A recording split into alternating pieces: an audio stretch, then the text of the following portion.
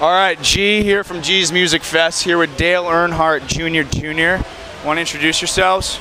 I'm Josh. You've got a wonderful little tank top on here. Thank you. I'm proud to be an American. I'm Daniel. All right, Josh and Daniel. So first things first, I know you guys have a thing for Dale Earnhardt, but if you had to pick your fourth favorite race car driver, who would it be? Rusty Wallace.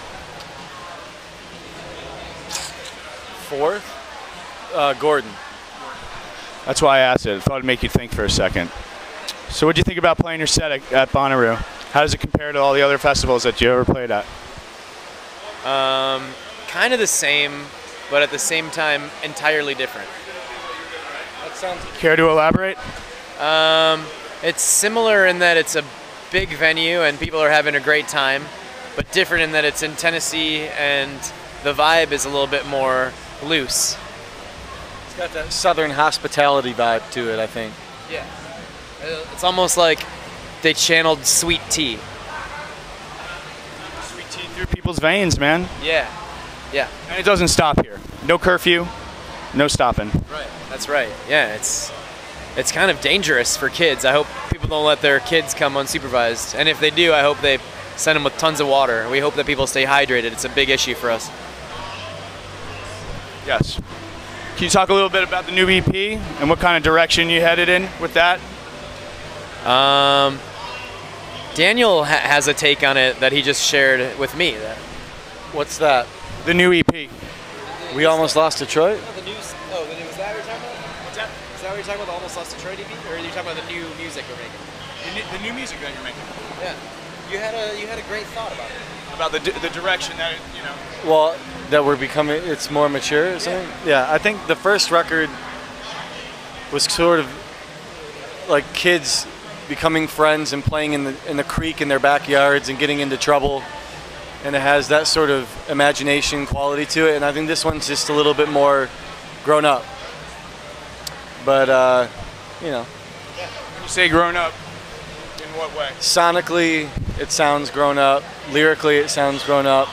And I think the structure of the songs, as opposed to being like more surface level, they sound like they have layers more to them, to me. Are you talking about maybe deviating a little bit from the pop sound? No, I think it's still very pop. I think it's, I don't know what it's. We're still trying to write good songs that people can remember and sing along to, but I think they might get deeper into you as opposed to like the surface level like fun jams that we've had before. But I don't know. Maybe all of our music works on both levels. I don't know. Was that your intention when you were writing the new stuff? Like creative process? Was anything different in that regard? From what I've read, you guys have done a lot of stuff like recording in your basement and a lot of like solo type of like fun stuff. I don't think we've done anything too intentionally. I just think we've done a lot of DJing in the last year, and that's kind of influenced our sound a little bit. I don't know. And life changes, you know what I mean? Like, yeah, I think we're just hopefully getting better at what we do. Hopefully, you know, I don't know. You always want to think that you're doing better and things are better, and you know, otherwise you're just going backwards and you should just quit. You know? You should always continue to innovate, for sure. Yeah. it's like school. School, you keep learning, but hopefully we're just gonna every year we're just gonna learn more, learn newer instruments, learn newer things to do. You know? Can you talk a little bit about the DJing, stuff that you're producing, or mixing when you're playing live sets? I think eventually we want it to just be our own edits of everything. But you know, right now we're finding edits of stuff that we like and playing it and mixing them and just having a real good time, cutting rugs. Yeah, it's fun to make people dance because it's a very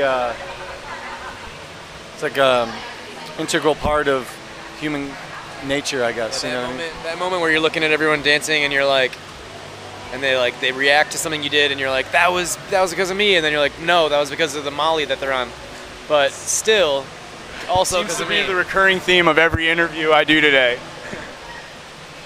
Molly? Molly. Yeah, she's nice. Yeah, she's a nice lady. Nice. So talk about those sets though. Like what type of stuff do you like to spin? Mostly like new disco, disco house. Okay. A lot of Nicholas Lidstrom. No. Is it just Lidstrom? He's a hockey player for the Detroit Red Wings. Look at that. Oh, come on, man. Come on. Come on. It's the best defensive player. Too bad they're all getting over the hill. But Your arm, man, you got a big scar. Here? I got stabbed a couple times in a knife fight. Come the fuck on. That's Is legit. that for real? Dude, I didn't get to interview people on Bonnaroo stage for nothing, man. You got to be fucking badass. You did not get stabbed. Sure as shit did, man. Wow. Had a shark bite.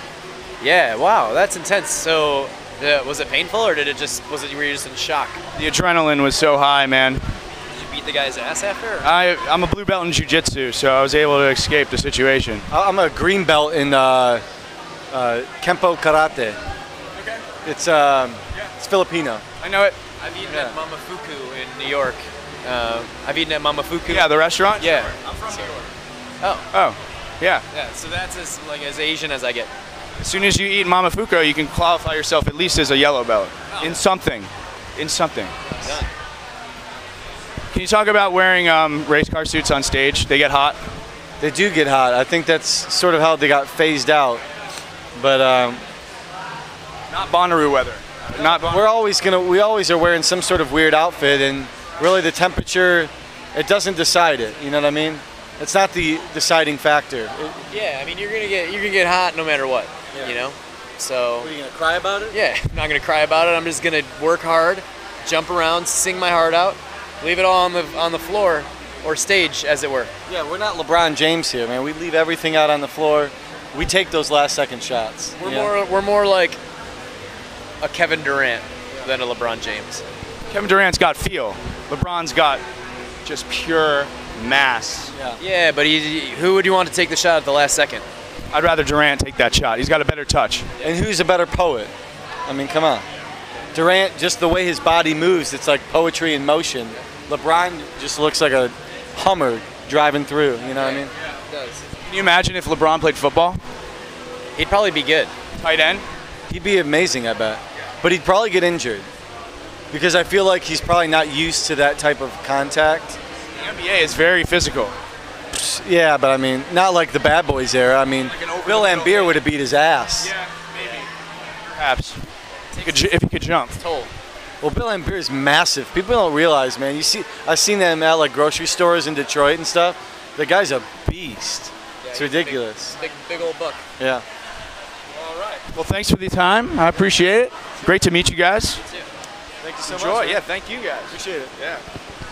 Dale Earnhardt Jr. Junior.